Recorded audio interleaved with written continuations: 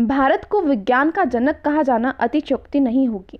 भारत में कई महान ऋषि मुनि हुए हैं जिनके आविष्कारों और सिद्धांतों का आधुनिक युग के वैज्ञानिक क्षेत्र में महत्वपूर्ण योगदान रहा है।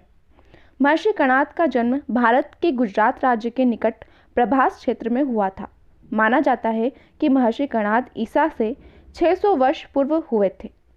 इन्हें उल्लूक, काश्यप, पैलुक आदि नामों से भी जाना जाता है। कहा जाता है कि महर्षि कणाद का असली नाम कश्यप था। परमाणु सिद्धांत के जनक कणाद। महर्षि कणाद को परमाणु सिद्धांत का जनक कहा जाता है क्योंकि सर्वप्रथम महर्षि कणाद ने ही परमाणु सिद्धांत अपने ग्रंथ वैशेषिक दर्शन में प्रतिपादित किया था।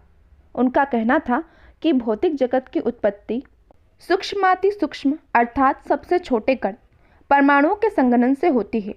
उन्होंने अणु को परमाणु नाम दिया था। वे मानते थे कि परमाणु सृष्टि के छोटे से अधिकांश भाग हैं जिनसे समस्त द्रव बनते हैं।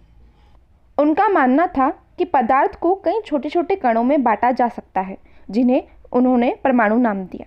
महर्षि कणाद ने परमाणु को अंतिम तत्व माना था। महर्षि कणाद ने अपने समय में परमाणु के बारे में अनेक विचार प्रस्तुत किए जो बाद में आधुनिक भौतिक शास्त्र के विकास के लिए महत्वपूर्ण साबित हुए हैं।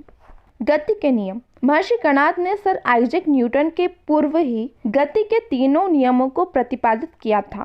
उन्होंने अपने ग्रंथ वैशेषिक दर्शन में लिखा है, वेगः निमित्त विशेषात् कर्मणो जायते, वेगः निमित्तापेक्षात् कर्मणो जायते, नियत दिक् क्रिया प्रबंधन हेतु, वेगः संयोग विशेष विरोधी।